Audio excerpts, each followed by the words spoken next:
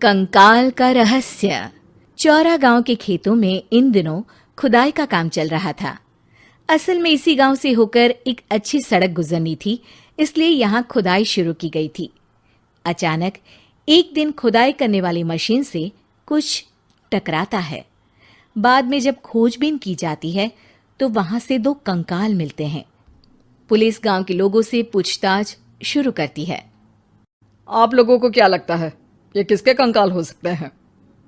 अरे साहब, हमें क्या पता ये किसके कंकाल है, आप ही लोग पता लगाइए। हम लोग तो बहुत ज़्यादा डरे हुए हैं। हाँ, हमारी फॉरेंसिक टीम अभी आ रही है।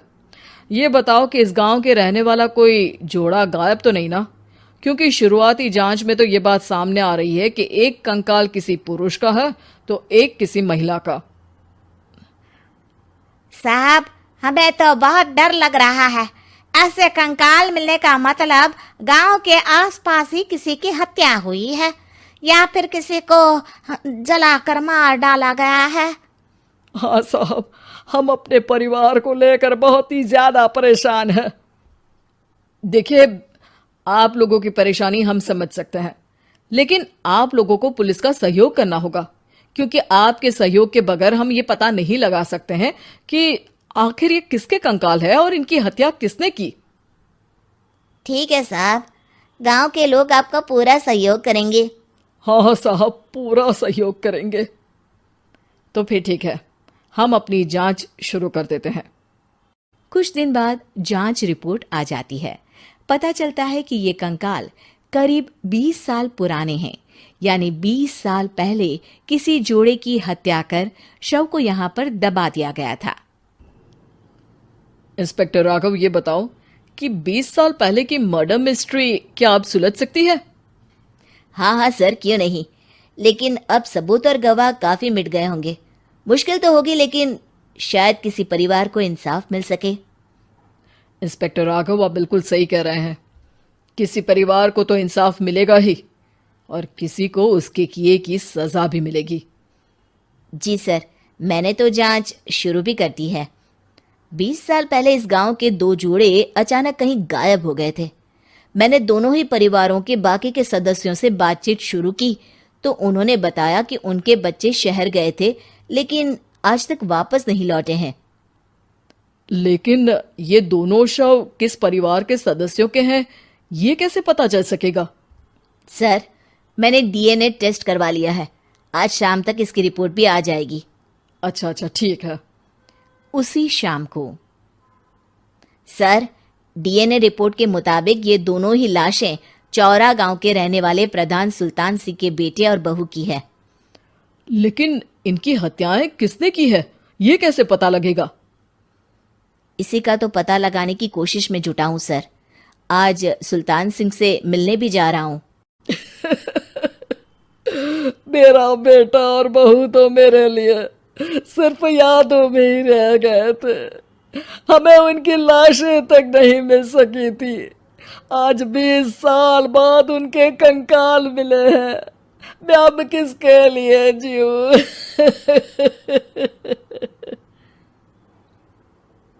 लेकिन सर, क्या आपकी किसी से कोई दुश्मनी थी?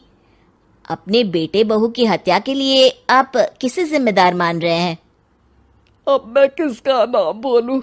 मेरी तो किसी से दुश्मनी नहीं थी, बस मेरे बेटे बहू को कोई वापस ला पाता।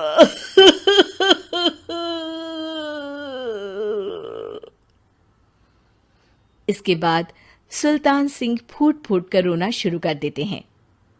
सर, अब आप इनका अंतिम संस्कार करवा सकते हैं। कम से कम इनका शरीर ना सही, इनका कंकाल तो आपको मिला है। लेकिन हाँ, अगर आपको कुछ भी याद आए तो जरूर बताइएगा।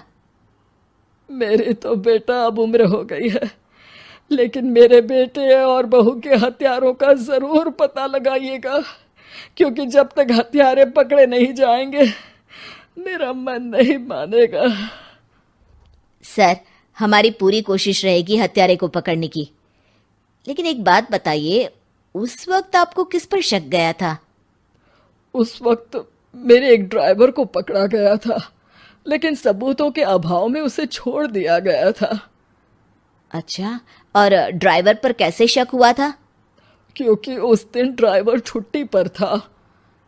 उस समय लेकिन लाश क्यों नहीं मिल सकी थी?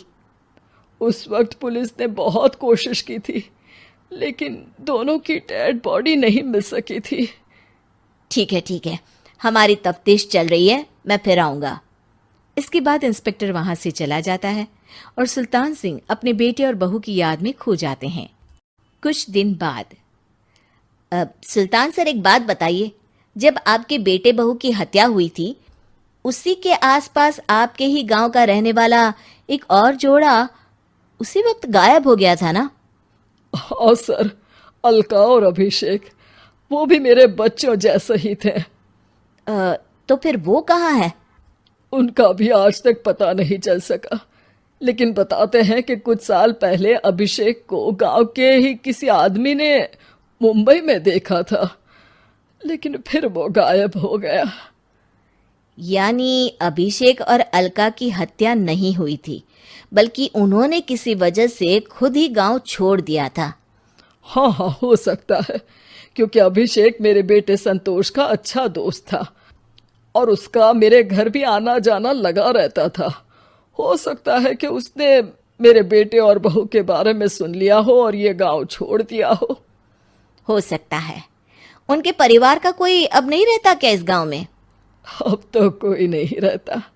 एक चाचा थे, लेकिन उन्होंने भी अपना पुश्तैनी मकान बेच दिया है। वो भी अब कहीं शहर में ही बस गए हैं। ओह, अभिषेक और अलका के बारे में भी पता लगाना होगा। हो सकता है कि वही इस हत्या के बारे में कुछ बता सके। हो तो सकता है, लेकिन वो बेचारे तो खुद ही वक्त के मारे थे, वो क्या बताएंगे। फिर भी सर, जब केस दोबारा खुला है तो जांच तो करनी ही पड़ेगी, और इस बार तो लाशें भी बरामद हुई है। कुछ दिन तक लगातार तफ्तीश चलती रही। एक दिन थाने से सुल्तान सिंह को फोन आता है। हाँ, कौन बोल रहा है? सर, मैं कांस्टेबल तुलाराम बोल रहा हूँ थाने से। आपको थाने आना पड़ेगा। थाने? लेकिन क्यों? सर, किसी की पहचान करवानी है।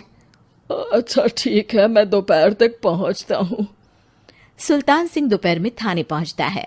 कई पुलिस के अधिकारी वहां मौजूद रहते हैं। सर, आपके बेटे की हत्या का रहस्य आज शायद सुलझ जाए।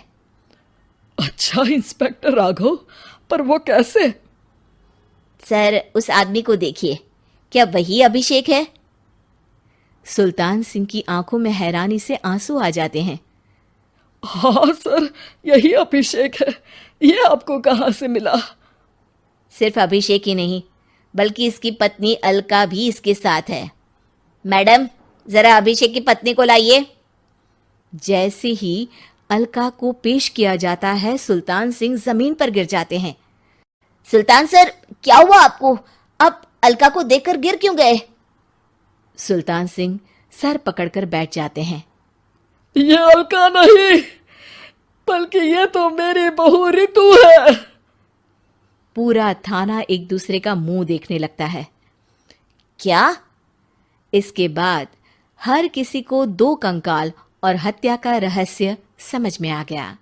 अभिषेक और रितु ने मिलकर संतोष और अलका की हत्या की थी और लाश को जमीन के नीचे दबा दिया था।